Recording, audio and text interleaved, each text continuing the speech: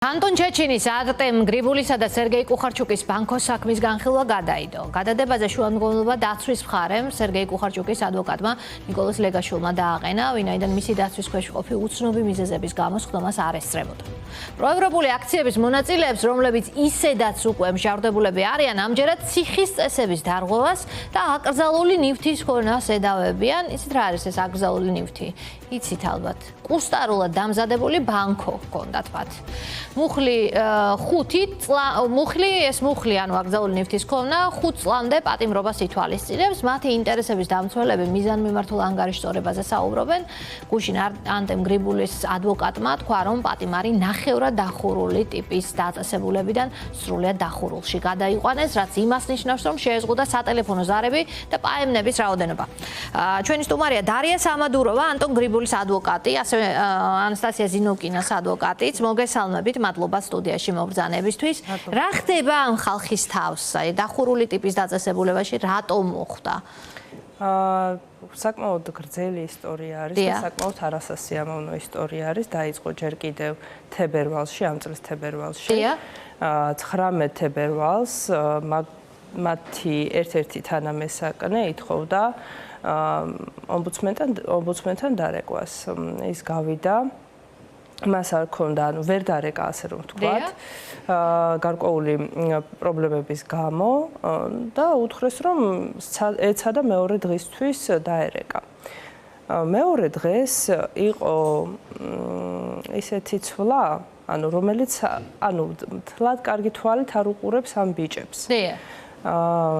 შესაბამისად, ამ ბიჭმა მოითხოვა თანამესაკნე მოითხოვა ისევ გასვლა კუხარჩუკის საუბარი? არა, სხვათან. სხვა. არ არის ეს ბიჭი პოლიტპატიმარი, ბრალდებულია ჯერჯერობით.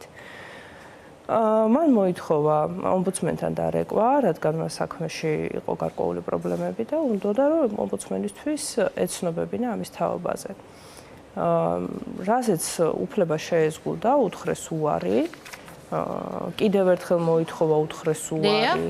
კიდევ ერთხელ მოითხოვა ისევ უარი და მერე შემოვიდა ერთ-ერთი თანამშრომელი მახო, ასე მოვიხსენიებ ყველგან, რადგან ის თავს ეგრე წარადგენს ამ ბიჭებთან და უთხრა, რომ საკმაოდ აგრესიული ტონით უთხრა, რომ არ იქნება და ანტონ ჩეჩინმაც მოითხოვა გასვლა ომბუდსმენთან დასარეკად და ასევე ამ ბიჭმაც. და უთხრეს, რომ პრობლემები გვაქვს, რაზეც ძალიან არაცენზურული სიტყვით უპასუხა, რომ მაგისი ყველა პრობლემა ბოდიშით და ერთ ადგილზე კიდია. რა თქმა უნდა, ამ ყველაფერს აი საკმაოდ საშინელი სიტყვებით აფორმებდა.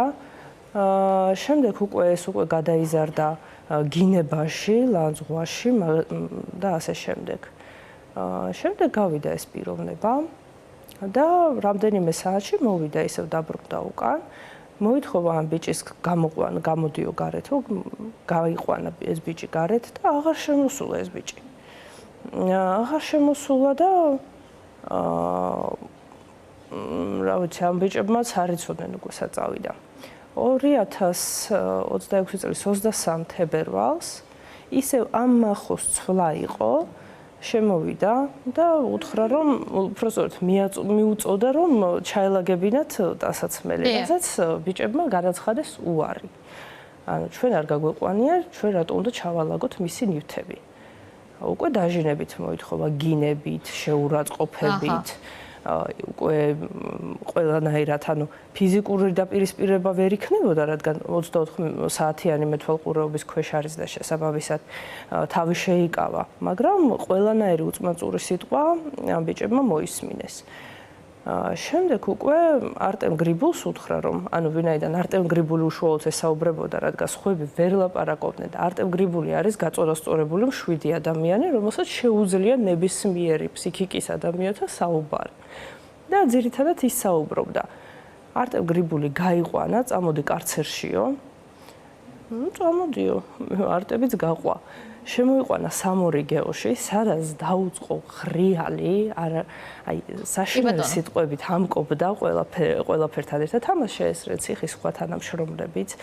იქ ძალის დემონსტრირება, იმის მუქარა რომ ეხლა კარცერში წაგიყვა, სადაც მაგრად გცემენო და მოკლედ ესეთი მუქარები მოისმინა არტემმა. ასევე დამცირება ისაურო შენაირ გაუნათლებელ ადამიანს ესე უნდა ვისაუბრო არტემი იძახის რომ მე არ ვარ გაუნათლებელი მე მაქვს უმაღლესი განათლება და შენ რა განათლება გაქვს მეც უმაღლესიო და რომელი უნივერსიტეტი დაამთავრა რამაც აი საერთოდ გადარია ეს ადამიანი.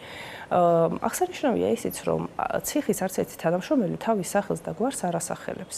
ან თუ ასახელებს, შემოკლებით ასახელებს და გვარს არასწორად ეუბნება. მათ შორის გამონაკლისი არ იყო ეს მახო, რომელმაც თავისი გვარი არასწორად დაუსახელა, ანუ თქვა რომ არის ვითომ და ადეშკელიანი, სინამდვილეში არის მალხაზ ბარბაქაძე. ეს უკვე გავიგეთ ზუსტად ამ ბანკოს საქმიდან, რადგან ამ ბანკოს საქმეშიც ეს მალხაზ ბარბაქაძე ფიგურირებს. და როდესაც მითხრა, რა თქმა უნდა, გადავამოწმე, რა თქმა უნდა, ნახეთ, რომ ნამდვილად გავს თუ არა ეს ადამიანი და როდესაც დამიდასტურეს ბიჭებმა, რომ კიო, ეს ადამიანი არის, მეც უკვე დავრწმუნდი და რა თქმა უნდა, მიმართე. ანუ ბანკოს საქმეში შურისძიება გონიათ? ბანკოს საქმეში მე ვერ გეტყვით, არ ვიცი, მაგრამ ნახეთ და ბოდიში დავასრულოთ, გრიბული ამის შემდგომ გადაიყვანეს. ამის შემდგომ, დიახ, ამის შემდგომ ნახეთ, მე გადაიყვანეს, ანუ როდესაც გრიბულმა ჯერ კითხეს რა მუხლი ძის და მე გრიბულმა რო უთხრა, რომ აქციების გამო ვარ დაკავებულიო, სახე შეეცვალათო და უკვე დაიწყეს თანამშრომლებმა მისი დამშვიდება და გადაიყვანეს ისევ საკაში. მეორე დღეს, ანუ ჯერ მე უпростоერთ მესამე დღეს მე ვიყავი მასთან ასული უკვე ამის შესახებ მომიყვა, რა თქმა უნდა, მივმართე ციხეს და პენიტენციურ საჩივრით. ეს საჩივარი 25 თებერვალს კი გავაგზავნე, მაგრამ აისახა მაგათად 26 თებერვალს დილით. და ამ საჩივრის შემდეგ უკვე გრიბული გაიყვანეს საკნიდან. ჯერ გრიბული და ჩეჩინი ერთად. ჯერ შეიყვანეს ძალიან პატარა საკანში, საჭირელ ანტისანიტარიაში, მოციმციმე ნათურებით და ტარაკნებით, რა თქმა უნდა. სადაც ვერ გავჩერდითო, ვუთხარით, რომ ჩვენ აქ არ გავჩერდებით. ამის შემდეგ შეტედეს პირდაპირ ამ სიტყვის მნიშვნელობით კარანტინში. მათ შეუსახლეს ორი ადამიანი, ანუ კარანტინიც იყო საშინაო მდგომარეობაში. მათ შეუსახლეს ორი ადამიანი, რომლებმაც არაფერი არ იცოდნენ ჰიგიენის თაობაზეც კი, ელემენტარული ბოდიში და საპირფარეშოს მერე ხელებს არიბანდნენ და საკვებს კიდებდნენ ხელს და ვერ ჭამდნენ, ვერ სვავდნენ. ერთი ღამე გაატარეს ამ ადამიანებთან ერთად. ერთ კიდე ჰალუცინაციები ჰქონდა საერთოდ. შემდეგ გაიყვანეს გრიბული შეასახლეს კიდევ ერთ კარცერში კი არა და საკარანტინო ზონაში. საკარანტინო საკანში იყო საშინელი ბოვლი, სხვა ადამიანები, ანუ ტარაკნები დარბოდნენ, კარზეც კი შეუიარაღებელი თვალით ჩანდაო. რაზეც არტემო თქვა, რომ მე იქ ვერ გავჩერდებიო, ჯერ ეგეთი არტემი არ ეწევა სიგარეტს და ვერც გაჩერდებოდა იქ, ვერ გავჩერდებიო, გადამიყვანეთ. ჯერ შედიოდა, მე ვნახოთო. შევიდა, ელოდებოდა, არ გახავდათ. და შემდეგ უკვე რამდენიმე თხოვრის მერე გამიყვანეთო არტემმა ასე რომ თქვა დააბრახუნა კარებზე. რის გამო ის შეიყვანეს კარცერში. კარცერი, როგორც, ანუ ტარაკნებთან ერთად იზრდებოდა სოკოებიც, ობიც, ლეიბი იყო, აი წითელი სისხლიანი ლაქებით სულ შემოსილი. გუშინ რეებიც აღწერა მონიტორინგის სამსახურთან. ეს არის ენით აღუწერელი, ასე რომ. წამებასთან გათანაბრებული? არა ადამიანური მოყრობასთან გათანაბრებული. კი ბატონო. და შემდეგ უკვე ჩვენ ახლა რა თქმა უნდა ამაზეც მივმართეთ საჩივრით, მონიტორინგის სამსახურს გადაეცა, გუშინ მონიტორინგის სამსახურთან ერთად ავედი გამოსაკითხად არტემის და დამახვედრა ბრძანება, სადაც დაუხურეს თავისუფლების აღკვეთის ტიპი, ანუ ნახევრად ღიადან გადაიყვანეს დახურული. ხოლოდ იმის გამო რომ ის ყვება ამას თქვენთან და ასაჯაროებს ამ ინფორმაციას. ასაჯაროებს, დიახ, ასაჯაროებს და ასე რომ ვთქვათ, მაგათ გონიათ რომ სატელეფონოდ სინამდვილეში კიდე ავდივარ და იმისგან ვიგებ ამ ყველაფერს. და რომ სატელეფონო ზარი ჯერ ეგერთი რა უფლება აქვს, რომ შეუზღუდონ სატელეფონო ზარი, მისი იზოლაცია არ შეიძლება და ისედაც იზოლაციაში იმყოფება ეს ადამიანი. ამჟამად კარგ საკანში არის გადაყვანილი საბედნიეროდ ამ ნაწილში არ გვაქვს შესადარდებელი, თუმცა ეხლა ჩვენ საბრძოლო მასალა გვაქვს ეს ამ ბრძანების გასაჩივრება. კი ბატონო. და მოკლედ ეს ახალი საქმე ბანკოს თამაშის გამო ცალკე დაგინდეს მათთან. ბანკოს თამაში ჯერჯერობით ახლა ჩვენ წინა სასამართლოს სხდომა გვაქვს, წინა სასამართლოს სხდომაზე ჩვენ დავაყენეთ დაუშვებლობა, ანუ საკმაოდ დიდი შუამდგომლობა და მტკიცებულებათა დაუშვებლობის თაობაზე. ამაზე პასუხი უნდა გაეცა დღეს პროკურატურას, თუმცა ვინაიდან სერგეი გუხარჩუკი არ იმყოფებოდა, გადავდეთ სხდომა, რათა მისი უფლებები არ დარღვეულიყო. და ვიდრე თქვენ სამართლა საშინელი ამბები აღწერეთ და სულ ბოლოს მოკლედ მინდა კითხოთ ზინოვკინასთან დაკავშირებითაც მიუხედავად რომ სიახლე არ არის, მას აწუხებს საშინელი ტკივილები, ვიცით, მედიკამენტები რამდენჯერმე შეუცვალეს, მაგრამ შედეგი არ აქვს და არ უტარებენ მკურნალობას, შემოწმებას სამედიცინო თვალსაზრისით, თუ რაზეა მთავარი პრობლემა აქ? მას შემდეგ რაც ჩვენ ხმაური ავტეხეთ, მაგასაც ხო დაუხურეს ეს ტიპი. კი.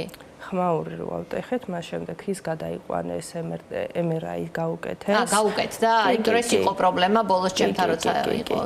MRI გაუკეთეს, ყბაც გადაუღეს, უკეთებეს გაუკეთეს სხვადასხვა გამოკვლევები, ზუსტად მე ვერ გეტყვით რა გამოკვლევებია გაკეთებული თებერვალში, რადგან მე ახლა მან გამოთხოვილი ეს ინფორმაცია და ჯერჯერობით არ მოვსვლია შესაბამისად, ჯერჯერობით რა ეტაპი გვაქვს მან და რა, თუმცა ანასტასიასგან ჯერჯერობით ჩივილები როგორც ასეთი მე არ მიმიღია. თუ მივიღებდი რასაკვირველია ამაზეც მექნებოდა